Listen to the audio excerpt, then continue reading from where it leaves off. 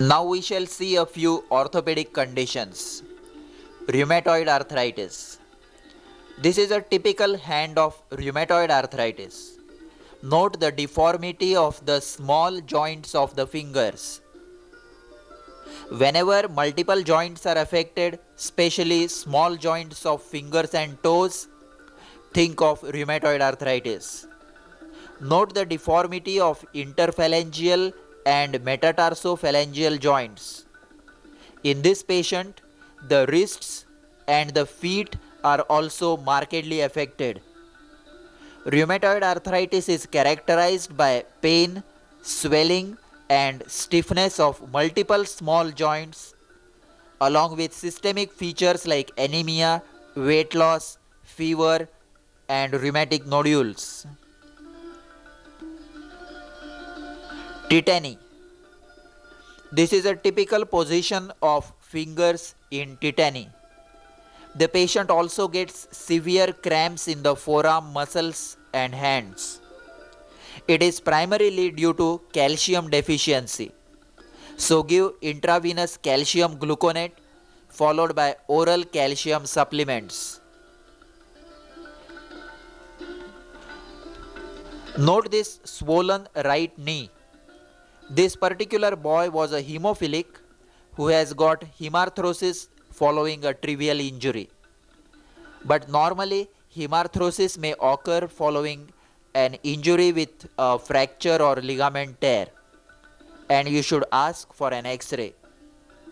If this picture was seen with no history of trauma but tenderness, warmth and fever, then I would have suspected an acute pyogenic arthritis or rheumatic arthritis.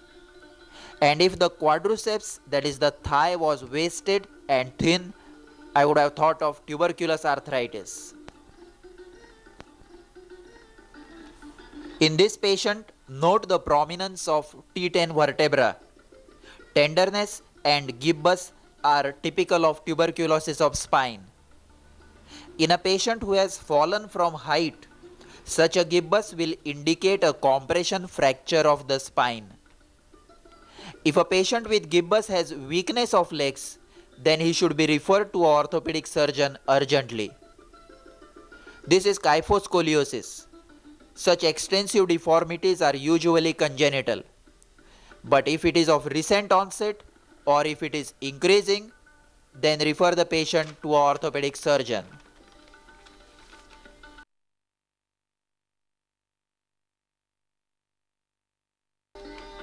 Now I will demonstrate some neurological signs. Exaggerated jerks. We have already seen delayed relaxation of tendon jerk in myxedema. See it again. See the slow relaxation phase.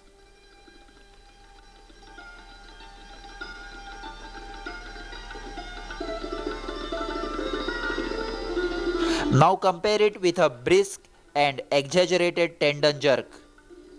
This is typical in upper motor neuron type of paralysis. Watch the exaggerated ankle jerk.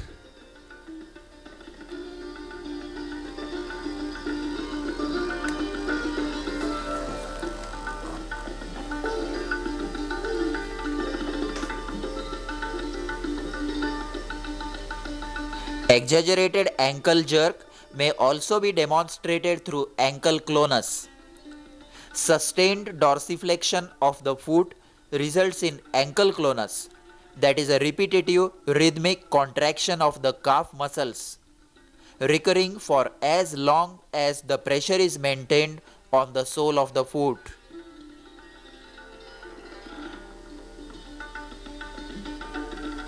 Upper motor neuron lesions also show extensor plantars, that is positive Babinski reflex. It is demonstrated by stimulation of the sole along the lateral border from the heel towards the toes.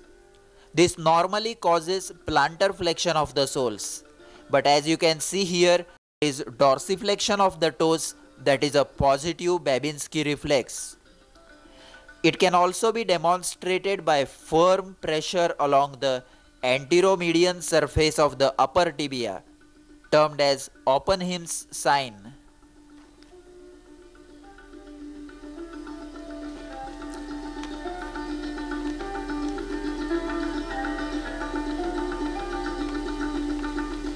And it can also be demonstrated by squeezing the Achilles tendon,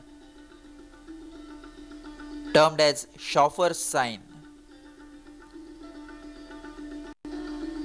Radial palsy.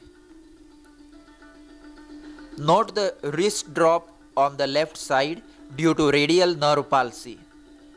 The fingers can be extended because the interossea are supplied by the ulnar nerve. But the wrist, the thumb and the metacarpophalangeal joints of the fingers cannot be extended. Now watch the brachioradialis muscle in the normal right hand as it stands out when a mid-prone forearm is flexed against resistance. But on the affected side, it does not contract and remains soft.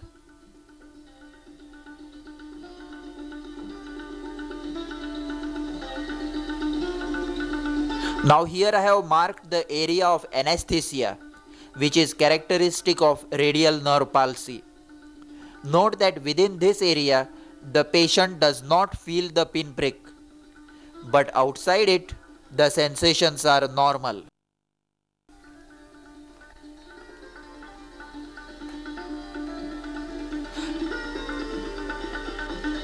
Now this is a ulnar claw hand deformity affecting mainly the little and ring finger due to flexion of interphalangeal joints with extension of metacarpophalangeal joints following ulnar nerve injury. Note the wasting of hypothenar and thenar eminences. Now compare it with a classical claw hand which occurs in ulnar and median nerve injury, brachial plexus injuries, leprosy, cervical rib and spinal cord lesions like syringomyelia. Now we shall see a few involuntary movements. When a young child comes with irregular, senseless movements, he is not affected by any ghost. He is affected by rheumatic fever and is having rheumatic chorea.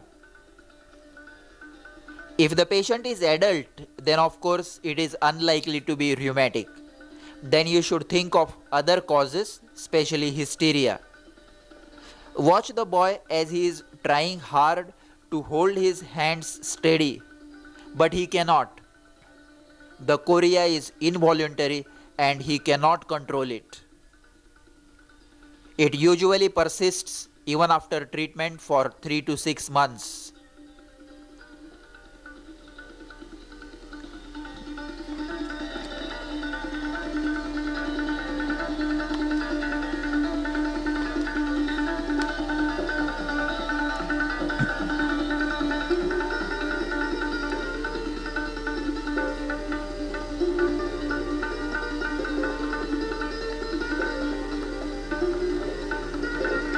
Everyone must have seen senile tremors.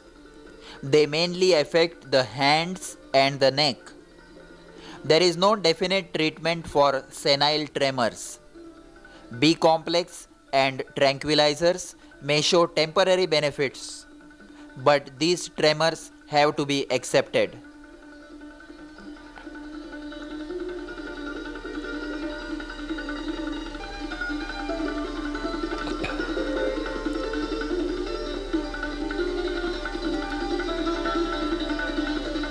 If the tremors are more on one side of the body or are accompanied by rigidity and mask-like face, then think of Parkinsonism. Watch the mask-like face without any expressions. There is hardly any movement of the facial muscles when the patient is talking. Only the jaw is moving. This is a mask-like face of Parkinsonism. Watch the tremors of the hand.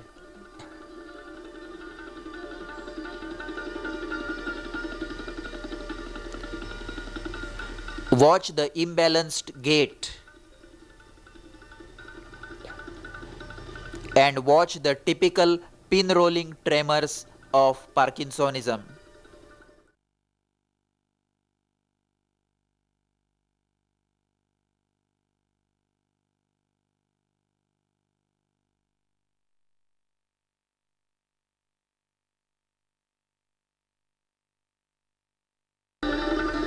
Chest.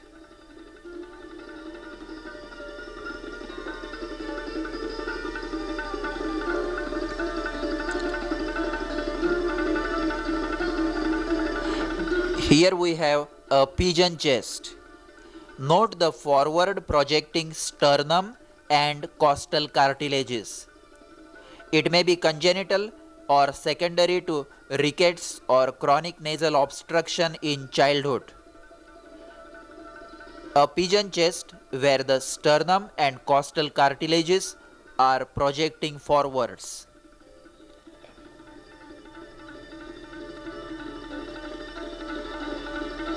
This is a funnel chest or pes excavatum.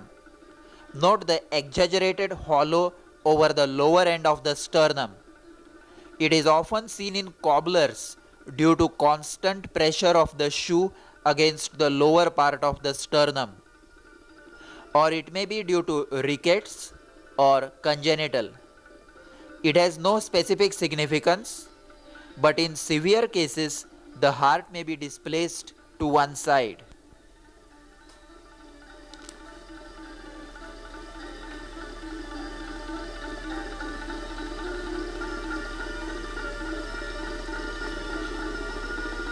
Now this is a rickety chest with rickety rosary due to bead-like enlargement of costochondral junctions. Watch the two rows of visible beads on either side of the sternum. They are close to the sternum in the upper chest, while the lower ones are situated more laterally. Fourth, fifth and sixth costochondral junctions are particularly more enlarged.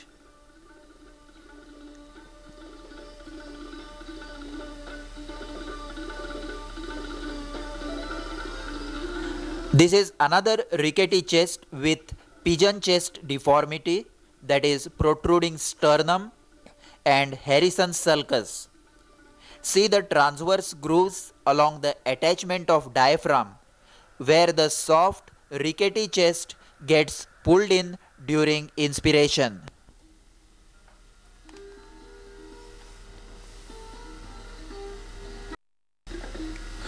Watch this chest carefully. You will notice that the apex beat is on the right side. This is a case of dextrocardia.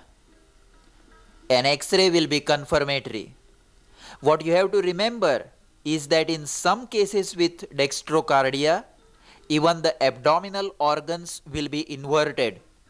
So spleen will be on the right side, liver on the left side, and the pain of acute appendicitis is in the left iliac fossa. Watch again the apex beat on the right side.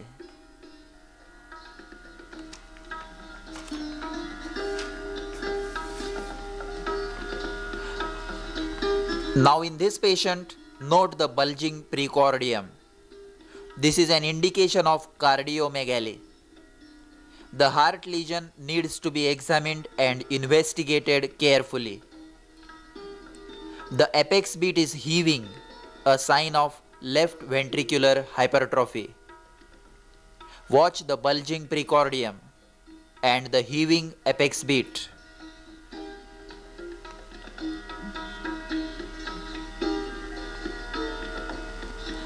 Watch the sustained systolic elevation of the apex beat.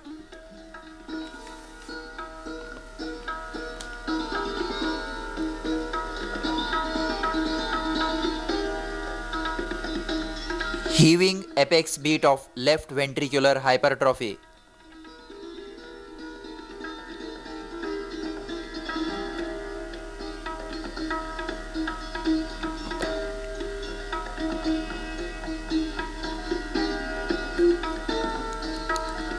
Here I am testing for left parasternal heave, which is absent that is clinically there is no hypertrophy of the right ventricle.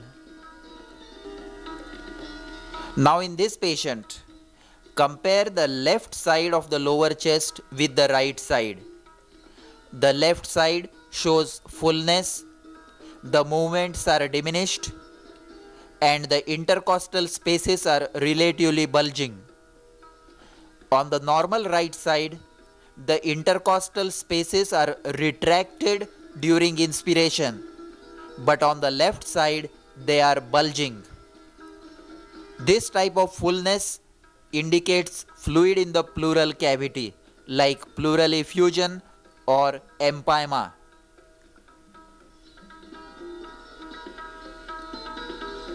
Watch the minimal retraction and actually bulging of the intercostal spaces on the left side.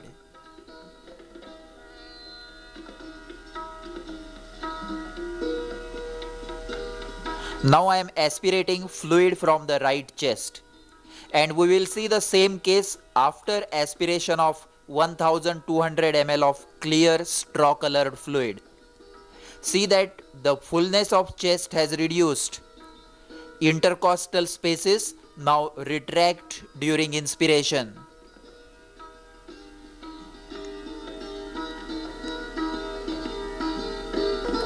This is another similar case with fullness on the left side. But note the intercostal tenderness.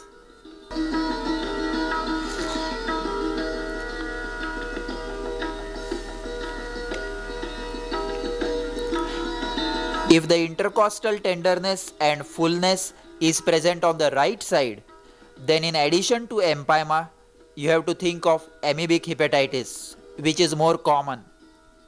This was a case of amoebic liver abscess. Watch the intercostal tenderness on the right lower chest.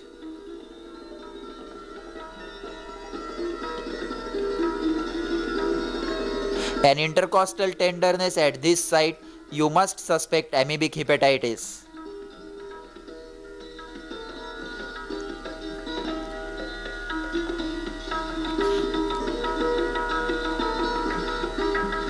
Now here we see a diffuse chest wall swelling, tender and warm, over the left upper chest.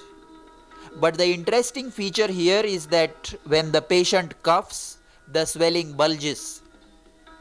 This is an empyema which has tracked to the subcutaneous tissues called as empyema necessitans. Watch the expansile impulse when the patient is coughing. This brings us to an important clinical rule that whenever a swelling is seen on the chest, you must look for cough impulse. See this cold abscess on right parasternal area. The positive cough impulse indicates an intrathoracic or pleural communication.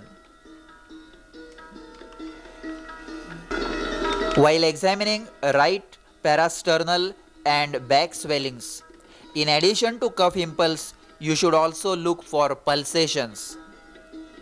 This is a case of aneurysm of ascending aorta. It looks exactly like a cold abscess, but it is pulsatile. So before trying to aspirate a cold abscess on the chest wall, you must look for cough impulse and pulsations. Watch the expansile pulsations of aneurysm of aorta. See how the fingers move away from each other with each pulsation.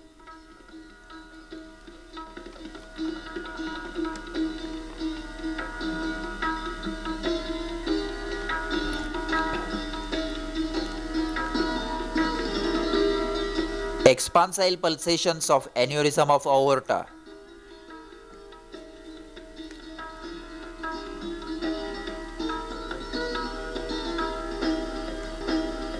Lastly, we will see a flail chest. Such serious injuries are not seen in general practice, but watch it just for the abnormal movements. Double fractures of adjacent ribs produce a freely mobile segment of the chest wall.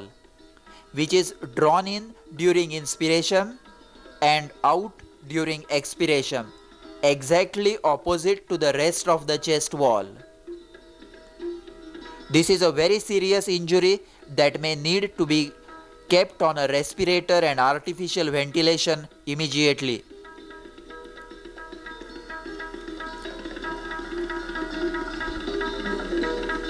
We will also see another very interesting sign in this case, that is surgical emphysema.